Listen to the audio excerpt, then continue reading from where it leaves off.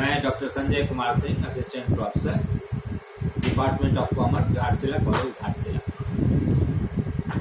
तो प्रबंध के दूसरे महत्वपूर्ण कार्य संगठन की चर्चा कर रहे हैं, जिसके अंतर्गत पिछली चर्चा में हम लोगों ने संगठन के अर्थ, परिभाषाएं, संगठन की प्रकृति अथवा विशेषताएं, प्रक्रिया और की एलिमेंट्स ऑफ ऑर्गेनाइजेशन प्रोसेस की चर्चा की। आज हम लोग संगठन संरचना, ऑर्गेनाइजेशनल स्ट्रक्चर, संगठन संरचना को निर्धारित करने वाले घटक, फैक्टर्स डिटरमाइनिंग ऑर्गेनाइजेशनल स्ट्रक्चर, और औपचारिक एवं अनौपचारिक संगठन, फॉर्मल एंड इनफॉर्मल ऑर्गेनाइजेशन की बात करेंगे, चर्चा करेंगे। संगठन संरचना क्या है? संगठन, पहले तो संगठन के अर्थ को हम लोग समझ चुके हैं कि दो या दो से अधिक व्यक्तियों का कोई समूह जो एक निश्चित उद्देश्य की प्राप्ति के लिए प्रयासरत होता है। संगठन अकेला एक आदमी का चीज नहीं है। संगठन होने के लिए उसमें कम से कम दो या उससे अधिक व्यक्ति हो और उसके सामने में कोई निश्चित उद्देश्य हो और उस निश्चित उद्देश्य को प्राप्त करने के लिए जो वह प्रयासरत रहता है उसे हम संगठन कहते हैं। अब संगठन संरचना से क्या है? तो संगठन हो गया कि दो या दो से अधिक व्यक्तियों का एक समूह निश्चित उद्देश्य की प्राप्ति के लिए जो समूह बनता है वह संगठन। अब उस संगठन की संरचना क्या है? स्ट्रक्चर ऑफ ऑर्गेनाइजेशन क्या है? उसकी बनावट क्या है? संरचना मतलब बनावट। संगठन की बनावट क्या है? संरचना से आशय ढांचा से है, उसकी बनावट से, जिसमें संगठनात्मक लक्ष्य के लिए कार्यरत व्यक्तियों के मध्य कार्यों का जो बंटवारा हम करते हैं, उनके कर्तव्यों को जो निर्धारित करते हैं, उत्तरदायित्वों को जो निर्धारण होता है तथा उनके आपसी औपचारिक संबंधों की व्याख्या की जाती है। एक जो व्यक्तियों का समूह हुआ, उस समूह में उस एक निश्चित उद्देश्य की प्राप्ति के लिए जो विभिन्न तरह के कार्य हैं, उसमें से उस कार्य को करने की प्रक्रिया क्या होगी, उसका जो है सो कैसे, कौन सा कार्य पहले होगा, उसके बाद कौन सा होगा, फिर उसके बाद कौन सा होगा, और कौन सा व्यक्ति कौन कार्य करेगा।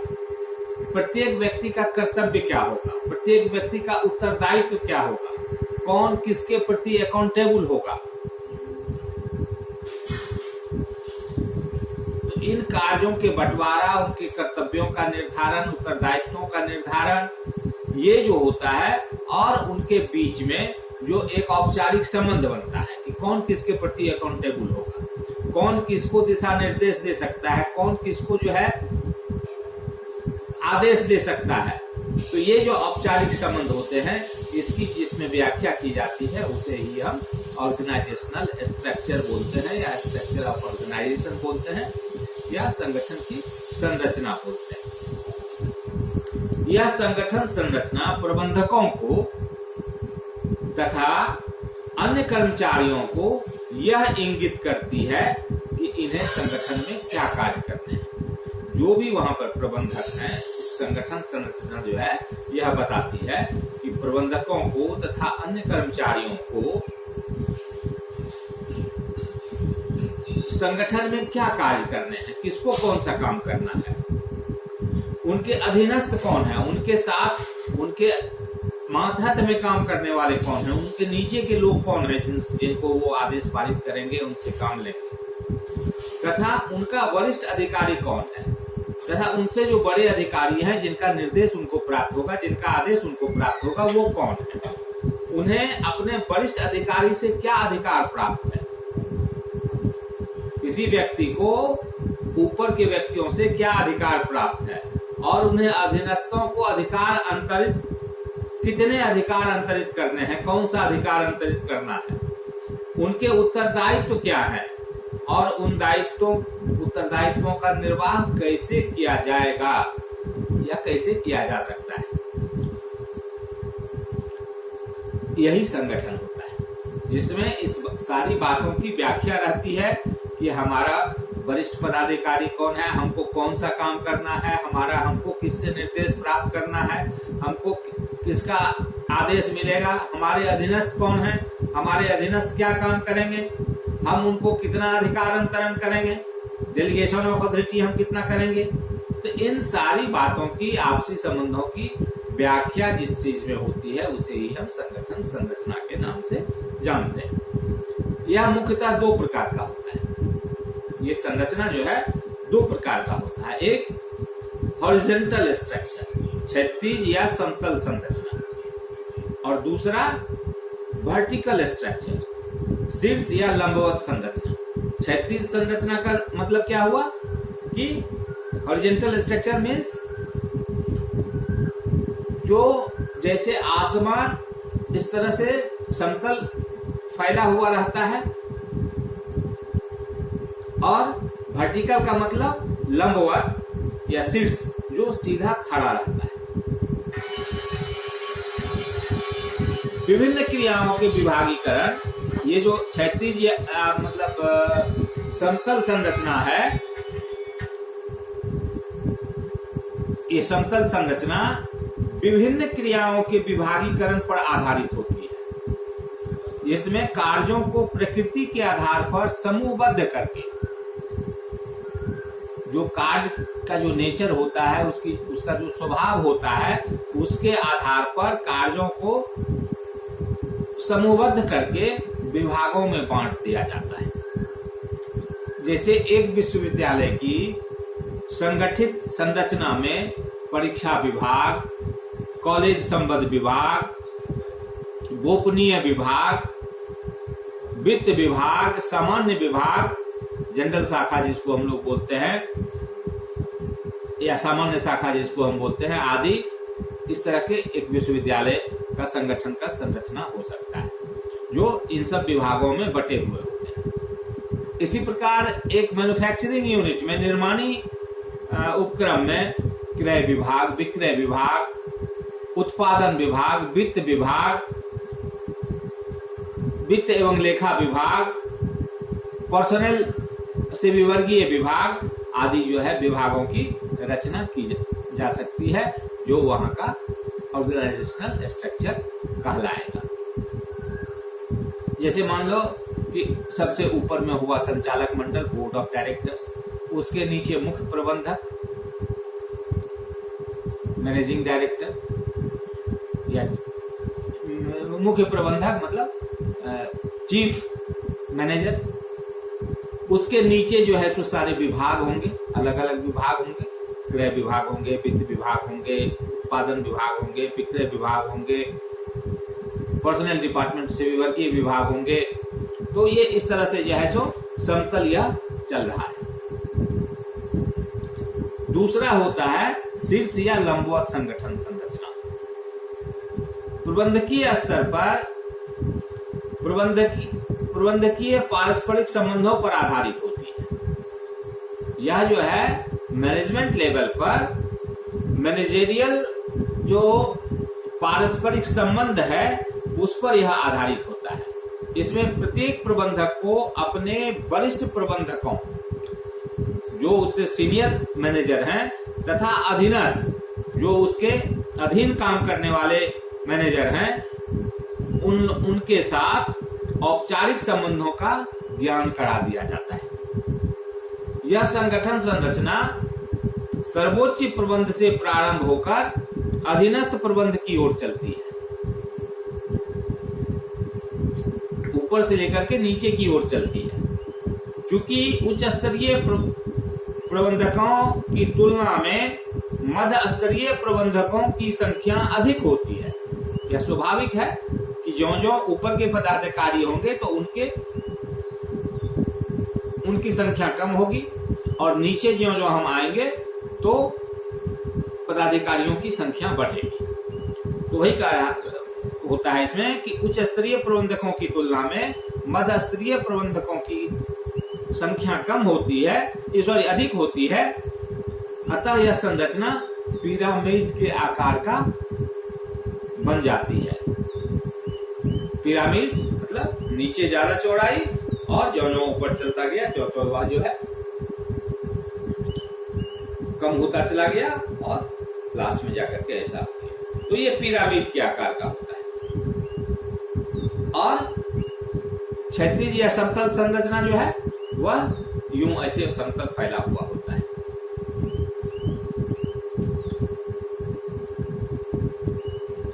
अगर ठीक तरह से देखा जाए तो ये जो क्षैतिज तथा शीर्ष संगठन है, हॉरिजॉन्टल और वर्टिकल स्ट्रक्चर जो है, यह अंतर संबंधित है, इंटर रिलेटेड है, क्योंकि विभागों के निर्माण के बाद उसके बाद ही जो है जब हम विभाग का निर्माण कर लेते हैं उसके बाद ही जो है सो प्रबंधकों के पद सृजित किए जाते हैं। अब है कि संगठन संरचना को प्रभावित करने वाले घटक कौन कौन से हैं, क्या क्या ऐसा चीज है जो हमारे ऑर्गेनाइजेशनल स्ट्रक्चर को डिटरमाइन करता है। Factors determining organisational structure. कई बातें हैं, स्ट्रक्चर कैसा होगा, किस तरह का स्ट्रक्चर होगा, हॉरिजॉन्टल होगा, वर्टिकल होगा, या उसमें और भी किसी तरह की कोई बातें होगी, ये निर्भर करता है किस चीज पर। इसको प्रभावित करने वाले कुछ घटक होते हैं, परिस्थितियां होती हैं जो ऑर्गेनाइजेशनल स्ट्रक्चर को प्रभावित करती है, जो किस तरह का ऑर्गेनाइजेशनल स्ट्रक्चर बनाया जाए। तो ये घटक क्या क्या है? पहला, लक्ष्य एवं रणनीतियां। कोई भी उपक्रम का उसका जो स्ट्रक्चर बनेगा तो सबसे पहले उस स्ट्रक्चर को प्रभावित करेगा कि किस तरह का स्ट्रक्चर हो। इसको सबसे पहला चीज जो प्रभावित करने वाला है वह है कि लक्ष्य क्या है सामने में रखा हुआ, स्ट्रेटेजी क्या है, गोल क्या है, स्ट्रेटेजी क्या है, क्या रणनीतियां जो किस तरह से हमको, हमारा ये गोल है और इस गोल को हमको किस तरह से प्राप्त करना है, हमारा ये उद्देश्य है, इस उद्देश्य को किस तरह से प्राप्त करना है। इसको ध्यान में रखते हुए ही स्ट्रक्चर का निर्माण किया जाता है। अल्फ्रेड केंडलर, जॉस एवं ग्लू आदि विद्वानों द्वारा किए गए अध्ययनों से स्पष्ट हो गया है कि आधुनिक प्रबंध में संगठन संरचना संगठन के लिए निर्धारित लक्ष्य व रणनीति के अनुरूप होती है। जो अभी का जो चल रहा है उस आधुनिक प्रबंध में कोई भी जो संगठन की संरचना की जाती है, ऑर्गेनाइजेशन का जो स्ट्रक्चर खड़ा किया जाता है, स्ट्रक्चर तैयार किया जाता है, वह जो है ऑर्गेनाइजेशनल स्ट्रक्चर जो तैयार किया जाता है वह उस संगठन के लिए क्या निर्धारित लक्ष्य है और उसकी रणनीतियां क्या है, इसके अनुरूप वह स्ट्रक्चर बनाया जाता है। इस प्रकार लक्ष्य व रणनीति संगठन संरचना के लिए निर्धारित घटक माने जाते हैं जो उसके स्ट्रक्चर को निर्धारित करता है, प्रभावित करता है, डिटरमाइन करता है। तो पहला चीज हो गया कि स्ट्रक्चर को निर्धारित करने वाला तत्व जो है, पहला चीज हुआ, घटक जो हुआ, एलिमेंट जो हुआ, वह हुआ गोल्स एंड स्ट्रेटेजी, लक्ष्य एवं रणनीतियां। दूसरा है एक्सटर्नल इन्वायरमेंट, बाह्य वातावरण। कोई भी उपकरण दो तरह के वातावरण में काम करता है, एक आंतरिक और एक बाह्य। आंतरिक वातावरण वह है जिसपे कंपनी का अपना डायरेक्ट कंट्रोल होता है, और बाह्य वातावरण जिस पर की कंपनी का कोई अपना सीधा नियंत्रण नहीं होता है। अभी के परिवर्तनशील समय में, ग्लोबलाइजेशन के आने के बाद एफडीआई के आने के बाद विभिन्न विदेशी कंपनी एक दूसरे के देश में निवेश करने लगे हैं। ऐसे समय में बाह्य वातावरण अधिक महत्वपूर्ण हो गया है। प्रबंध हर समय जो है सो कानूनें बदलती रहती हैं।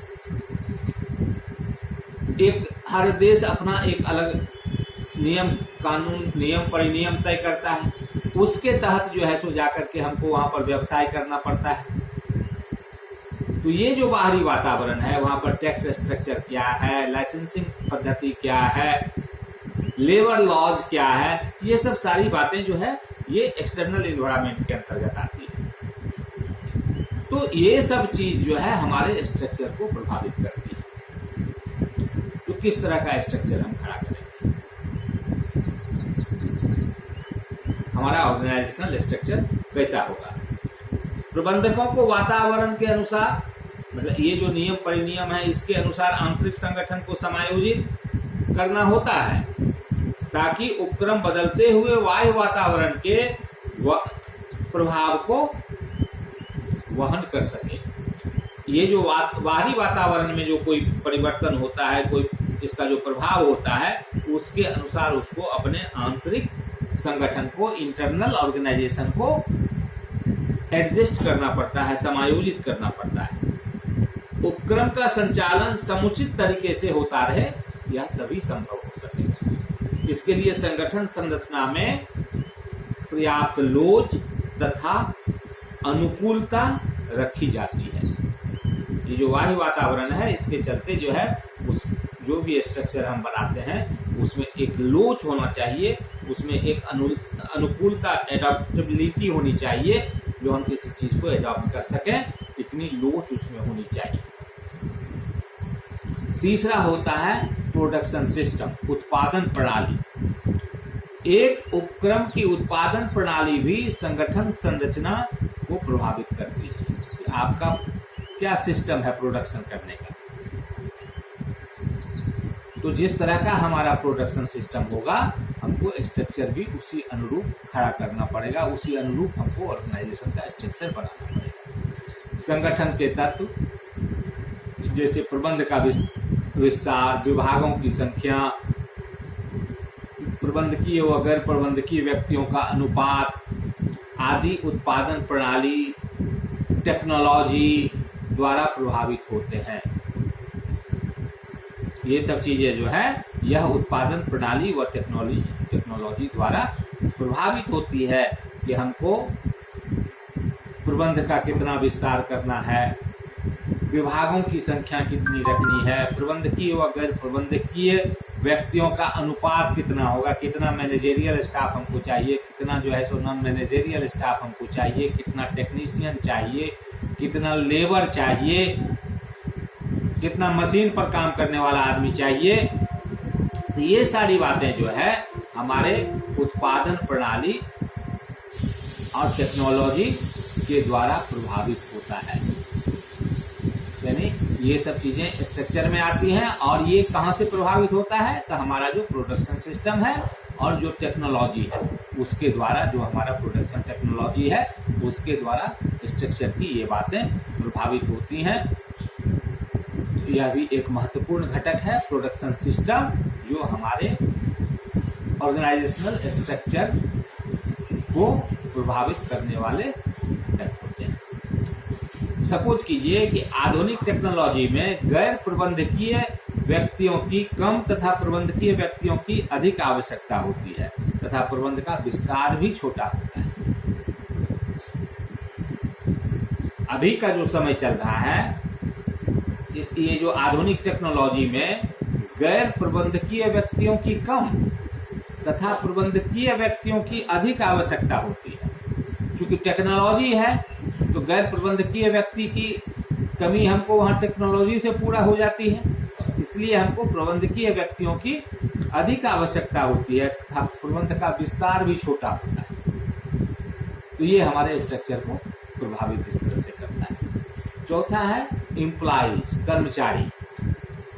एक उपक्रम के कर्मचारियों की आवश्यकताएं जो वहां पर काम करने वाले व्यक्ति हैं उसकी आवश्यकताएं, चाहे वो कर्मचारी, प्रबंधक व गैर प्रबंधक जिस तरह का हो, उसकी आकांक्षाएं, उसकी योग्यताएं तथा मनोभावनाएं भी संगठन संरचना को प्रभावित करती हैं। उदाहरण के लिए ऐसे उपक्रम जिनमें अधिकांशतः शिक्षित व प्रशिक्षित कर्मचारी हैं काम करते हैं, वे कार्य में अधिक स्वतंत्रता तथा चुनौती चाहते हैं।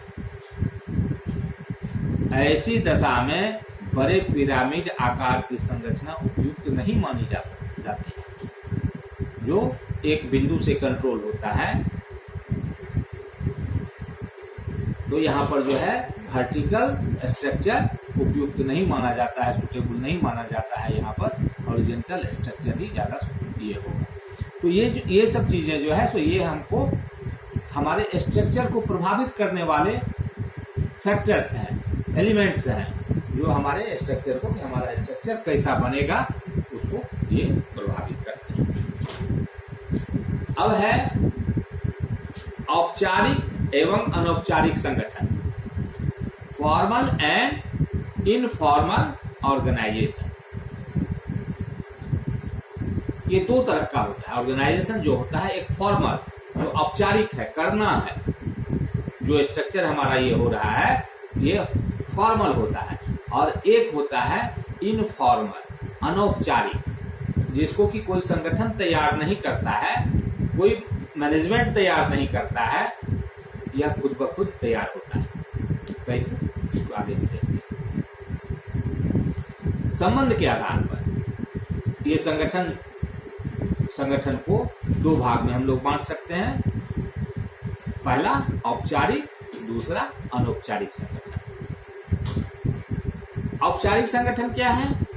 तो औपचारिक संगठन के लक्ष्य को प्राप्त करने के लिए, जो लक्ष्य निर्धारित किया गया है उसको प्राप्त करने के लिए प्रबंध द्वारा, मैनेजमेंट के द्वारा स्वेच्छा से निर्मित संगठन संरचना ही औपचारिक संगठन कहलाता है। ये जो हम संगठन संरचना की बात हम किए, तो ये जो मतलब अपने उद्देश्य को प्राप्त करने के लिए, लक्ष्य को प्राप्त करने के लिए प्रबंध जो स्ट्रक्चर तैयार करता है, ऑर्गेनाइजेशनल स्ट्रक्चर बनाता है, वही हमारा जो है औपचारिक संगठन कहलाता है। और औपचारिक संगठन सुपरिभाषित कार्यों की एक ऐसी पद्धति है। सुपरिभाषित कार्य मतलब जो हमारे लक्ष्य निर्धारित किए गए हैं, परिभाषित है कि हमको ये काम करना है, डिफाइंड है कि यह काम करना है। तो औपचारिक संगठन सुपरिभाषित कार्यों की एक ऐसी पद्धति है जिसमें प्रत्येक कार्य के लिए अधिकार, जिम्मेदारी, हिसाबदेहिता, अकाउंटेबिलिटी का निश्चित मापदंड होता है तथा संपूर्ण संरचना सोच समझकर इस प्रकार तैयार की जाती है, सोच समझकर इस प्रकार तैयार की जाती है कि उपक्रम के व्यक्ति अपने उद्देश्यों को प्राप्त करने के लिए एक साथ मिलकर अधिक प्रभावपूर्ण ढंग से कार्य कर सके। यह औपचारिक संगठन हुआ, जो कि प्रबंध के द्वारा तैयार किया जाता है, जिसमें सारी बातों की व्याख्या रहती है कि हमारे बॉस कौन होंगे, हमारे अधीनस्थ क्या होंगे, हमारे अधिकार क्या होंगे, हमारे कर्तव्य क्या होंगे, हमारे अधीनस्थ का क्या कर्तव्य होगा, हमको कहां से आदेश प्राप्त करना है, हमको किसको आदेश देना है, कौन मेरे प्रति उत्तरदायी होगा, अकाउंटेबल होगा, हम किसके प्रति अकाउंटेबल होंगे। ये सारी बातों की व्याख्या औपचारिक संगठन में की जाती है। एक औपचारिक संगठन उपक्रम के लक्ष्य को प्राप्त करने के लिए अधिकृत रूप में बनाया जाता है, ऑथराइज्ड रूप में बनाया जाता है, जिसमें सभी व्यक्तियों की संगठनात्मक स्थिति, अधिकार दायित्व संबंध, संप्रेषण प्रवाह पूर्व निश्चित तथा स्पष्टतया परिभाषित होता है। ये सब बातें उसमें पहले से दी हुई रहती है। यह संबंध जो है संगठन चार्ट द्वारा लिखित में प्रदर्शित किया जाता है। ये जो स्ट्रक्चर है इसको जो है संगठन चार्ट के द्वारा लिखित में प्रदर्शित किया जाता है, डेमोन्स्ट्रेट किया जाता है। इस संगठन में बॉस अपने अधीनस्थों को आवश्यक आदेश व निर्देश देने का अधिकार रखता है तथा अधीनस्थों से उन आदेशों व निर्देशों के पालन की अपेक्षा भी करता है। तो ये हो गया हमारा औपचारिक संगठन। अब अनौपचारिक संगठन, इनफॉर्मल ऑर्गेनाइजेशन। इनफॉर्मल ऑर्गेनाइजेशन क्या है?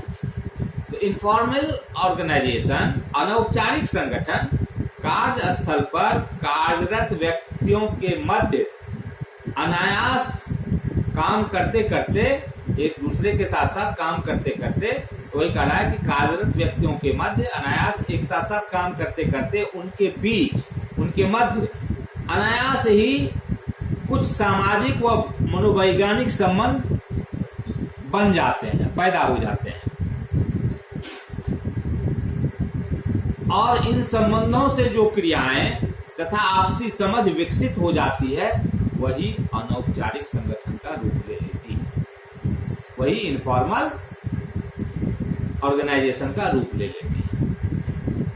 मतलब एक साथ साथ काम कर रहे हैं, एक ही जगह पर काम कर रहे हैं, तो ये बहुत दिनों तक एक साथ साथ काम करते रहने से क्या होता है कि उनके बीच में जो है एक सामाजिक और मनोवैज्ञानिक संबंध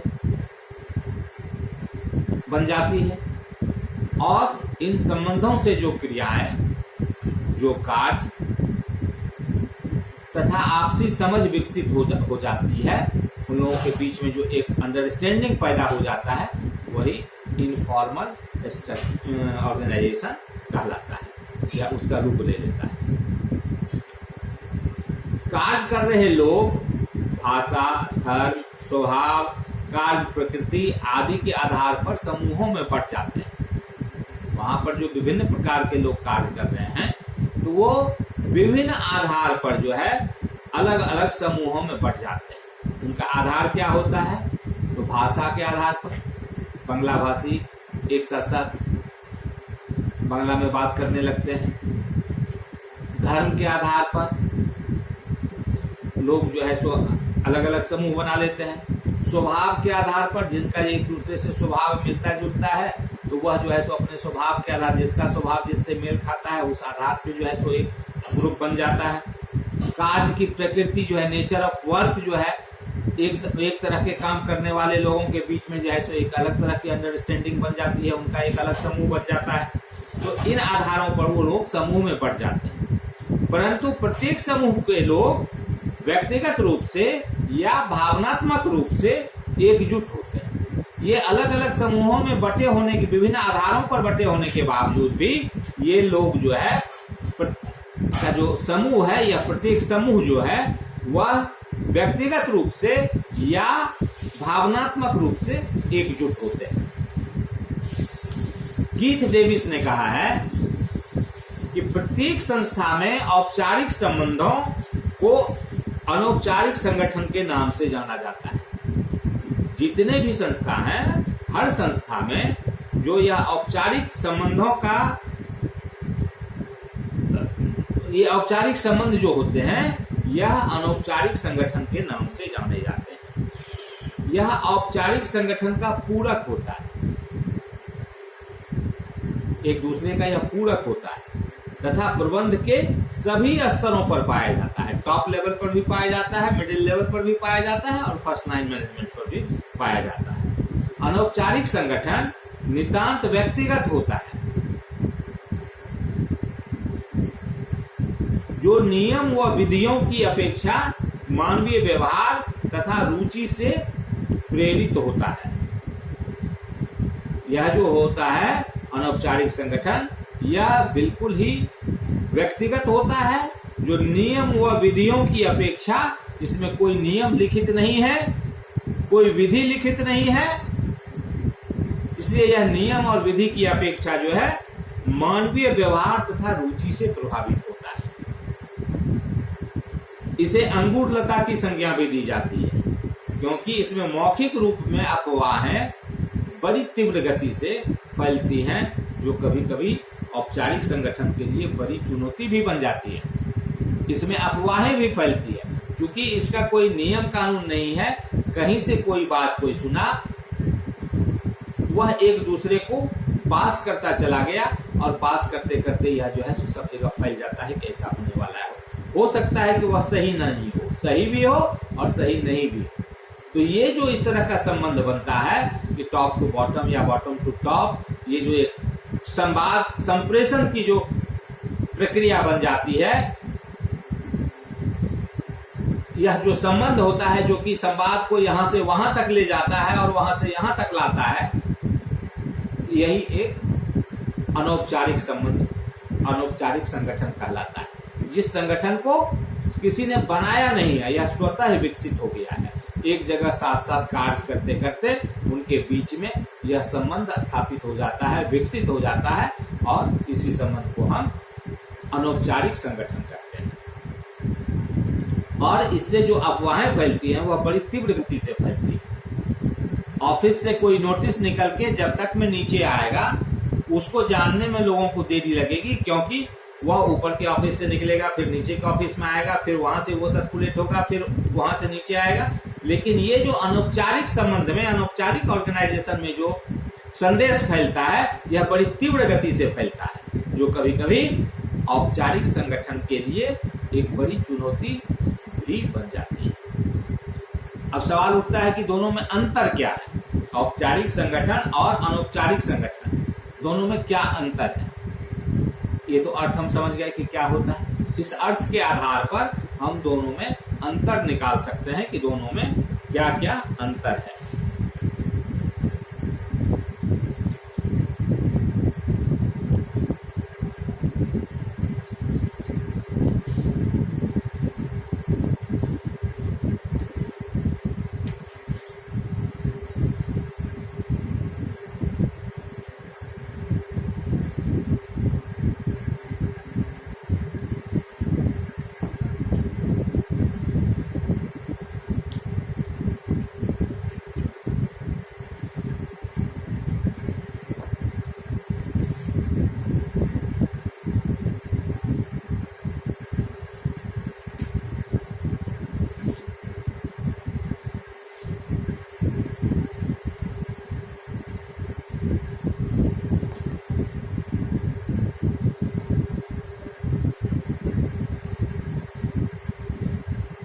औपचारिक एवं अनौपचारिक संगठन में अंतर का आधार इनके अर्थ के आधार पर जो है, अंतर का आधार हम निकाल सकते हैं, और उस आधार पर हम देख सकते हैं कि दोनों तरह के संगठन में क्या अंतर है। पहला आधार है उत्पत्ति। उत्पत्ति कैसे होती है, कहां से होती है, दोनों संगठन की उत्पत्ति कैसे होती है? तो औपचारिक संगठन जो है यह बनाया जाता है, जानबूझ के बनाया जाता है आसानी के लिए, कि जिससे कि कार्यों के समूह के आधार पर जो है सो उस तरह का स्ट्रक्चर बनाया जाता है जिसमें कि सारी बातें स्वतः ऑटोमेटिकली होता चला जाए, जिसमें कि सबों का कार्य, अधिकार, ये सब कुछ परिभाषित रहता है। तो यह जो है जानबूझकर बनाया जाता है, जबकि अनौपचारिक संगठन की उत्पत्ति जो है कहीं से कोई नहीं बनाते हैं, कोई व्यक्ति उसको बनाने वाले नहीं होते हैं, यह स्वतः बन जाता है, अनायास बन जाता है। एक साथ साथ काम करते करते उनके बीच में एक संबंध उपस्थित हो जाता है, और जिससे वो संगठित हो जाते हैं, और वह अनौपचारिक संगठन कहलाने लगता है। दूसरा है प्रकृति, स्वभाव, नेचर। यह जो है सो प्लान्ड है और ऑथराइज है। औपचारिक संगठन, फॉर्मल ऑर्गेनाइजेशन जो है वह नियोजित है, प्लान्ड है, प्लानिंग से बनाया गया है, और ऑथराइज्ड है, अधिकृत है। उसके द्वारा जो कोई भी उस प्रक्रिया के तहत, उस चैनल के तहत जो कोई भी ऑर्डर आता है, संदेश आता है, वह पहले से प्लान्ड है कि उस रास्ते से वह आएगा और ऐसे ही आएगा। जबकि इनफॉर्मल ऑर्गेनाइजेशन जो है, अनौपचारिक संगठन जो है, यह अनियोजित होता है, कोई प्लानिंग इसकी नहीं होती है और तथा यह ऑथराइज नहीं होता है, यह व्यक्तिगत होता है।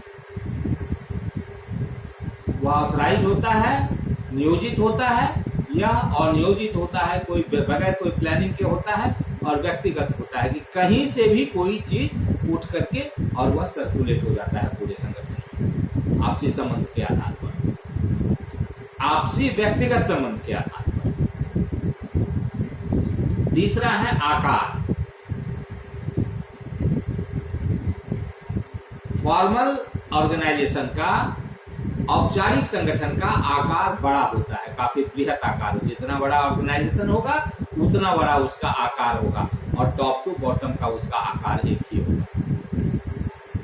जबकि इनफॉर्मल ऑर्गेनाइजेशन में, अनौपचारिक संगठन में आकार छोटा होता है, क्योंकि यह विभिन्न ग्रुप में बटा होता है, विभिन्न इसके समूह बनने का आधार अलग अलग होता है। चौथा होता है अस्तित्व, एग्जिस्टेंस।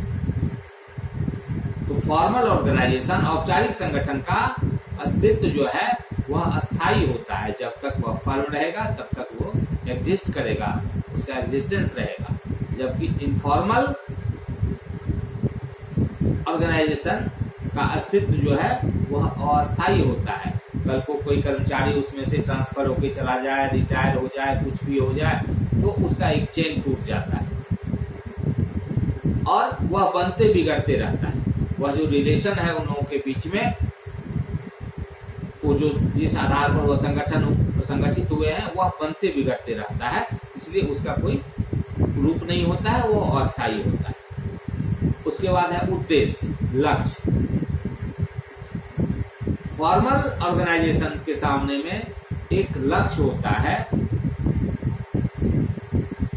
इसका लक्ष्य होता है, अब जो उद्देश्य निर्धारित किया गया है उस उद्देश्य की प्राप्ति के लिए अग्रसर रहना, कार्य करना और संगठन एवं समाज को लाभ व सेवा देना। जबकि इनफॉर्मल ऑर्गेनाइजेशन में उसके सामने में इस तरह का कोई लक्ष्य नहीं होता है। उसका सिर्फ होता है कि उसके जो मेंबर्स हैं, जिनके बीच में वो आपसी संबंध है, उनको एक तरह की संतुष्टि प्रदान करना। उसके बाद छठा है संरचना, स्ट्रक्चर। औपचारिक संगठन जो है आवश्यकता के अनुरूप बनाया जाता है, आवश्यकता के अनुरूप किया जाता है। इसकी जो संरचना होती है, औपचारिक संगठन की जो संरचना होती है, वह उस फर्म का, उस संस्था का, जिस तरह का उसकी आवश्यकता है, उस अनुरूप यह संगठन तैयार किया जाता है। इसकी संरचना उस तरह से की जाती है। जबकि अनौपचारिक संगठन के अंतर्गत सदस्यों की भावनाओं और रुचि के अनुसार उसकी संरचना होती है। जैसे सदस्य उसके हैं, उनकी भावनाएं क्या है, उनका टेस्ट क्या है, उस हिसाब से उसकी संरचना होती है। अलग अलग तरह की संरचना तैयार हो जाती है। संप्रेषण। औपचारिक संगठन के अंतर्गत अधिकृत रूप में निर्धारित मार्ग द्वारा ही मतलब संप्रेषण की क्रिया की जाती है, संदेशवाहन की क्रिया की जाती है। जो अधिकृत उसका मार्ग है उसको ओवरलैप नहीं कर सकता है, वह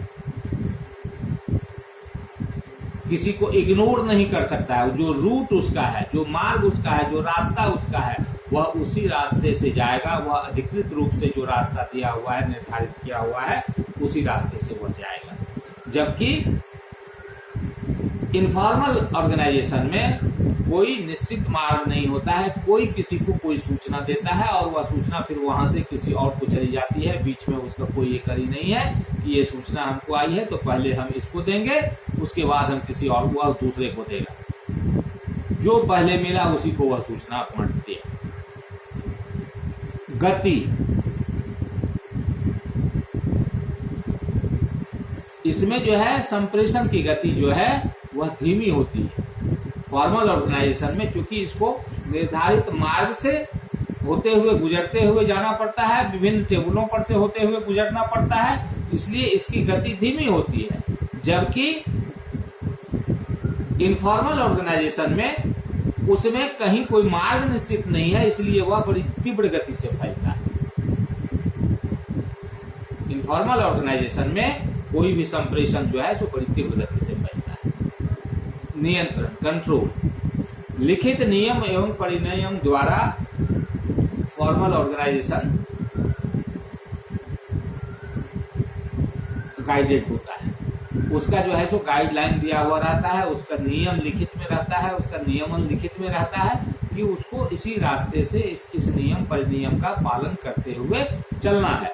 जबकि इनफॉर्मल ऑर्गेनाइजेशन में कोई मापदंड नहीं होता है, कोई मूल्य नहीं होता है, समूह जो है सो इसको अपने हिसाब से चलाता है।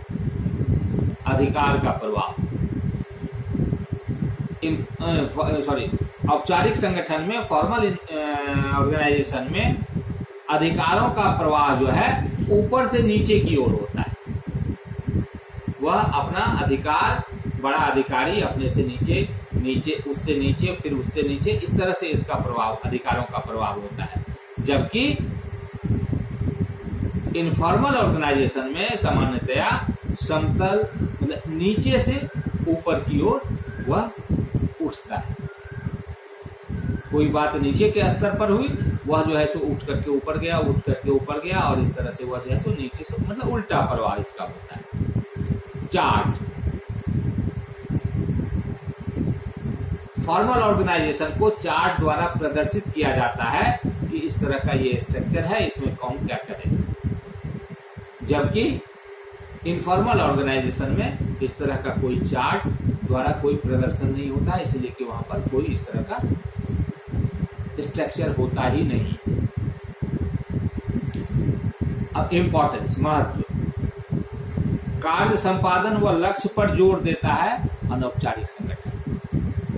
इसका जो लक्ष्य होता है वह जो निर्धारित लक्ष्य है उसकी प्राप्ति पर के लिए कार्य संपादन पर जोर देता है।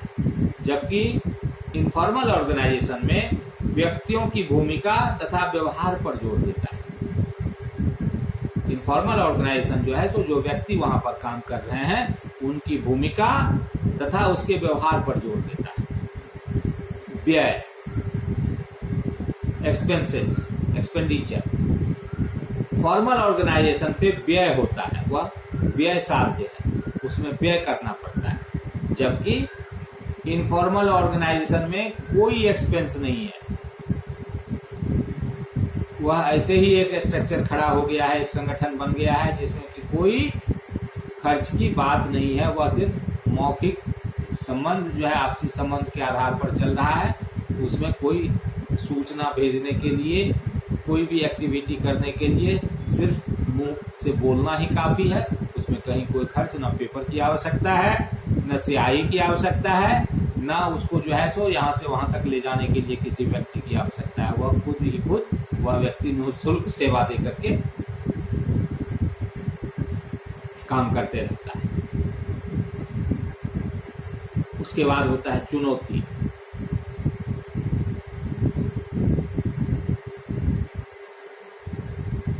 ये जो औपचारिक संगठन है यह अनौपचारिक संगठन के लिए चुनौती नहीं है।